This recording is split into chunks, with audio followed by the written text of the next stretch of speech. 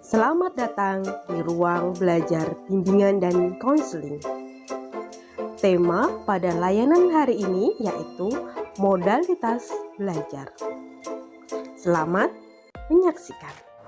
Modalitas belajar yaitu kemampuan dasar individu untuk memperoleh dan menciptakan pengalaman. Modalitas belajar menunjuk pada indera mana yang paling efektif dalam proses seseorang memahami informasi yang diterima. Macam-macam modalitas belajar. Yang pertama, modalitas belajar visual. Yang kedua, modalitas belajar auditori. Dan yang ketiga, modalitas belajar kinestetik. Modalitas belajar visual yaitu modalitas belajar yang lebih banyak menggunakan indera mata sebagai alat untuk menyerap informasi. Ciri-ciri orang yang memiliki modalitas belajar visual. Yang pertama, rapi dan teratur. Yang kedua, teliti terhadap detail. Yang ketiga, lebih mengingat apa yang dilihat daripada apa yang didengar. Yang keempat, pengeja yang baik. Yang kelima, pembaca yang rajin dan tekun. Yang keenam, nyaman belajar dengan warna-warni. Dan yang ketujuh, lebih suka membaca daripada dibacakan.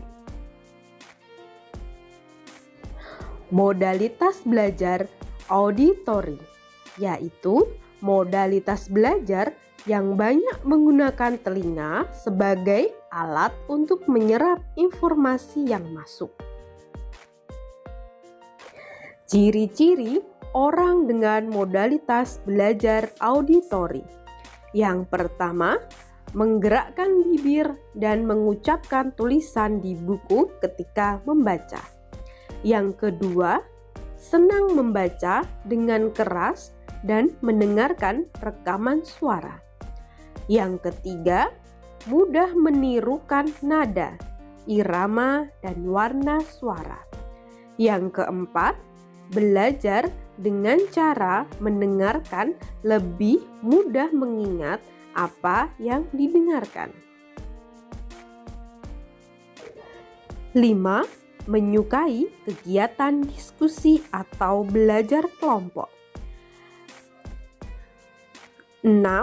Mudah mengingat nama saat berkenalan dengan orang baru. 7. Mendengarkan pembicaraan dengan baik dan jelas. 8. Paling peka dan hafal dari setiap apa yang didengarkan. Modalitas belajar kinestetik yaitu modalitas belajar yang lebih menekankan praktek langsung atas apa yang sedang dipelajari. Orang-orang kinestetik lebih senang dibiarkan mengerjakan sendiri atau praktik langsung. Ciri-ciri orang dengan modalitas kinestetik. 1. Berbicara dengan perlahan. 2. Menanggapi perhatian fisik. 3. Selalu berorientasi pada fisik dan banyak bergerak. 4. Belajar melalui manipulasi dan praktik. 5. Menghafal dengan cara berjalan dan melihat. 6. Banyak menggunakan isyarat tubuh. 7. Menggunakan jari sebagai petunjuk ketika membaca. 8. Tidak dapat duduk diam untuk waktu yang lama. Strategi belajar efektif modalitas belajar visual. Yang pertama, belajar dengan gambar, diagram, dan peta. Belajar menggunakan tulisan berwarna-warni. Belajar dengan membuat coretan atau simbol atau tanda-tanda penting untuk memperdalam pemahaman. Dan yang terakhir, belajar dengan membuat ringkasan atau pengelompokan. Strategi belajar efektif, modalitas belajar auditori. Yang pertama, melakukan kerja kelompok.